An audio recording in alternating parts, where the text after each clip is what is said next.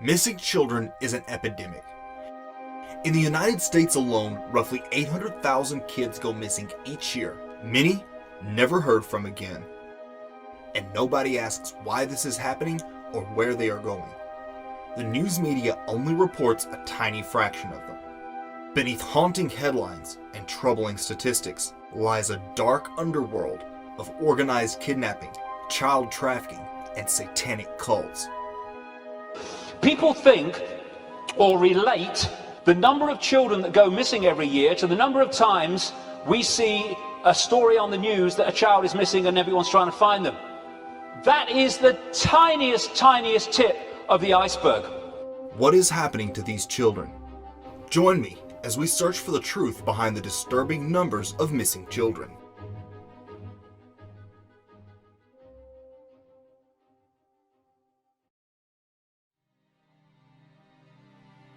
How many children really go missing each year in America?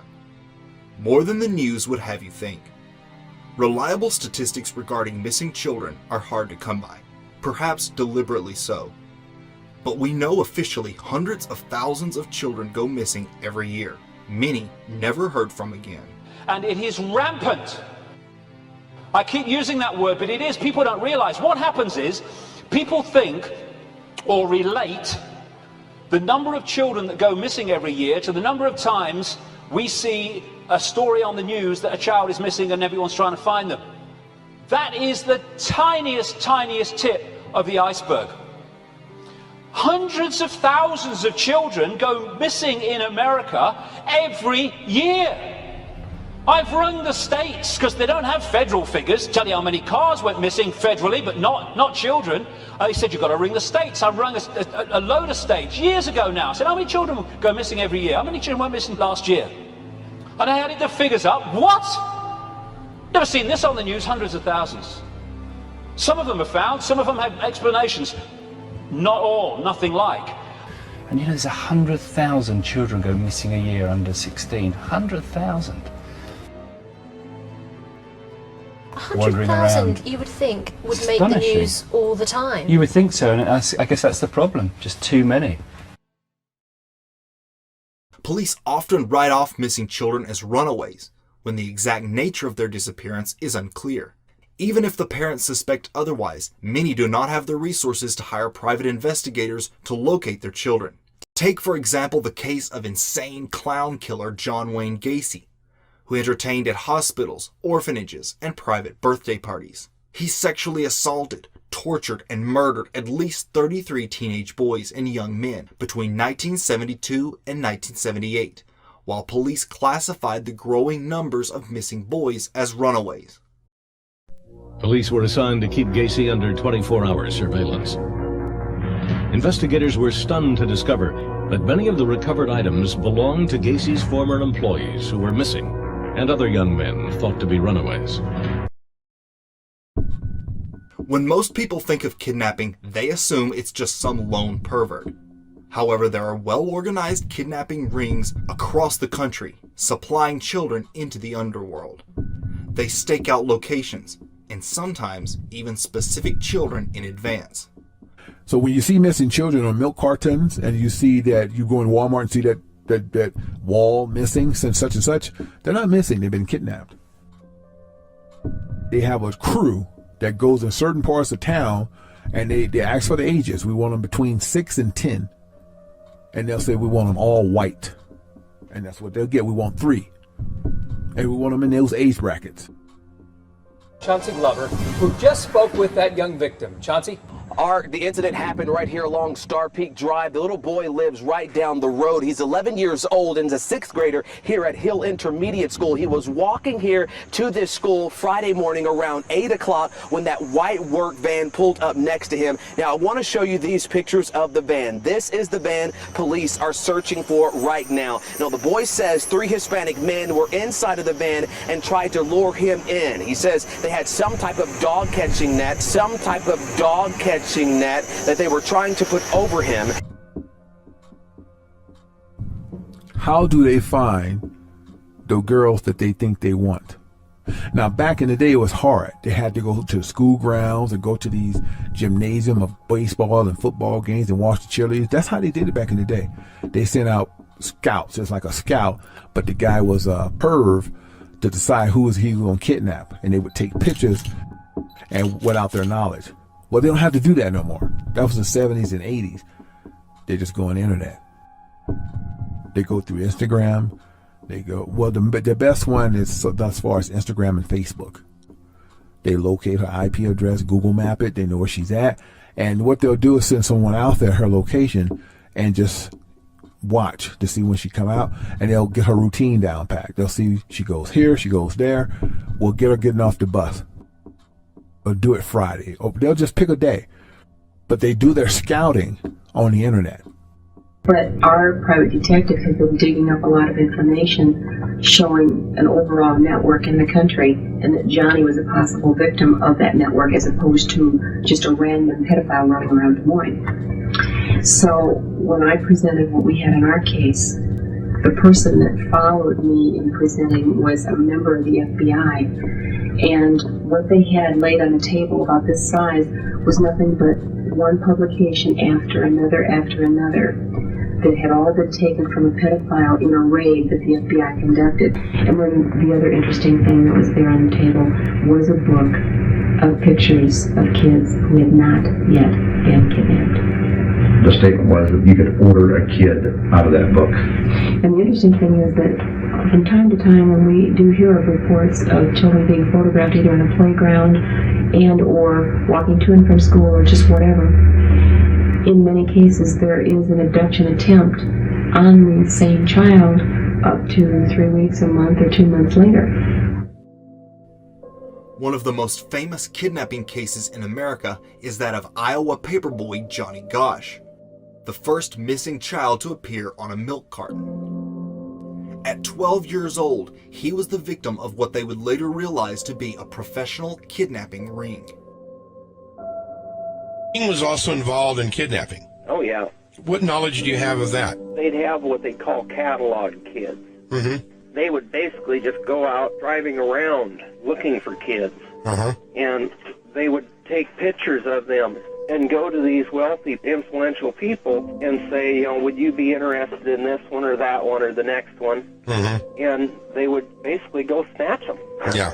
And that's pretty much what happened to Johnny Gosch. Despite obvious evidence to the contrary, police insisted on listing Johnny as another runaway. The cop looked at me.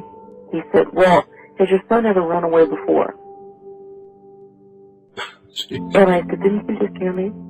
I said, my son did not run away. Someone has taken him. I just gave you the information from all of the witnesses. The cop said, well, I'll check on this.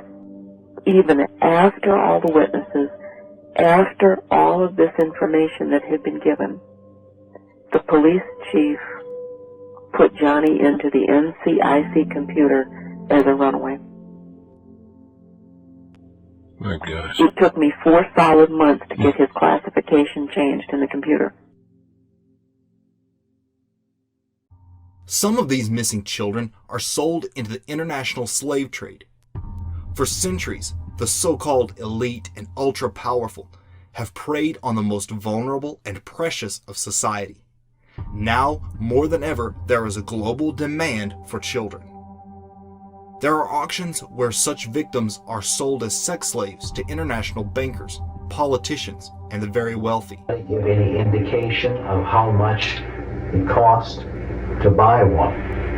Because what I'm saying is that this is not going to be done cheaply, and it's not going to be done for free. We've heard estimates of about $50,000 to $75,000 per child, depending on the features and the looks of that child, the innocence, prepubescent children. There are also, and this has been documented by a number of private investigators who've researched it, that periodically auctions take place in the United States. Different places, they move around. They don't just set up shop in one spot and publish a notice that there's going to be an auction. It's done very secretively, and they might run 10 to 20 kids at a time through an auction block. And the buyers can be from foreign countries or whatever. And then the child would never have a hope of ever getting back to his own country. Former head of the LA FBI, Ted Gunderson, spoke about one such auction location outside of Las Vegas, where Illuminati bankers and Middle Eastern royalty come to buy American children. What do they do with these kids that they kidnap? Paul Benassi has attended 6 auctions where they auction children. Any age from 3 and 4 all the way up to 21. They put a tag around their neck. They're in their underwear. They have a number on the tag, and people down below bid on them. The kids sell for between $15,000 to $50,000. I've even heard of one kid going for $100,000. One of the locations outside of Las Vegas, about 50 miles outside of Las Vegas, and I located it. It's an airstrip. I went up with a friend of mine and we found it. And there were airplanes there, there were campers there, and there were men who, with foreign accents. There was a police officer there, at least somebody in a uniform.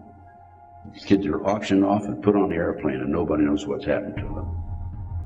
These trafficking rings use various control methods to keep victims enslaved. Johnny Gosch's mother, Noreen Gosch, claims the group that kidnapped her son actually branded their victims. And one of the other things that they did to all of the victims of this particular ring, I'll call it, was brand the children. That's right, yeah. They used a branding iron, and they would heat it up, and the kids were branded. Someplace on their body. Yeah. A leg, a shoulder, a hip, it didn't matter. It would just be someplace on all of them. And the kids were told that because of that brand, no matter if they tried to change their other physical features or appearance, these people would always be able to find them. But child trafficking rings are only the tip of the iceberg. There are even darker forces at work behind child disappearances. No doubt some children end up the victims of satanic cults. Since ancient times, children have been the preferred sacrifice of strange gods and demonic deities. The Bible warned Ammonites against making their children pass through the fires to Molech. These same arcane practices are still practiced today. According to Satanist Aleister Crowley, a male child of perfect innocence and high intellect is the most satisfactory and suitable victim for sacrifice. 12-year-old girls are victims, more or less. They've been known to get down to 10, but they usually start at 12 or 13 and go to 25. And for the people who like to hitchhike, this is how they pick them all up. And of course the police will just tell the parents the kids run away from school.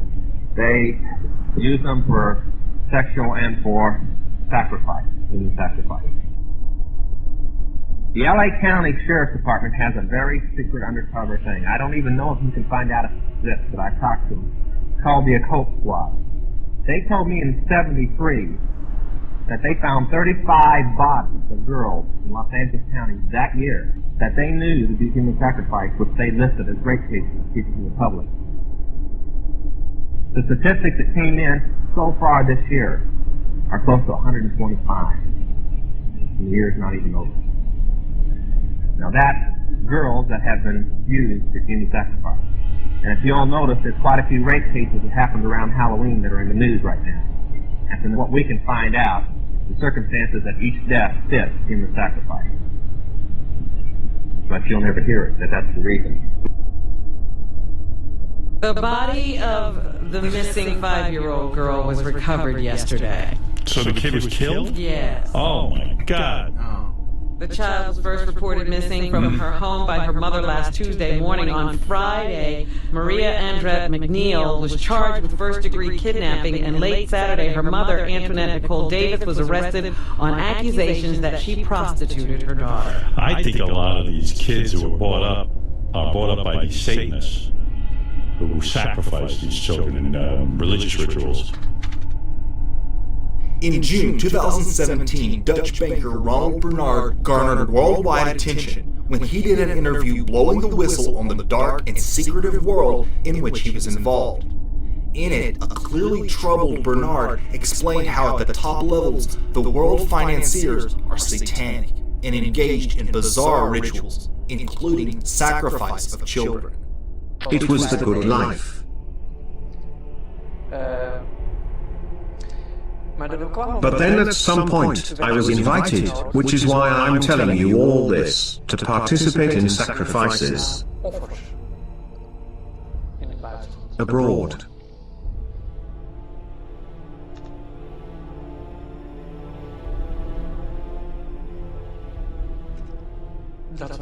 That was the breaking point. Children.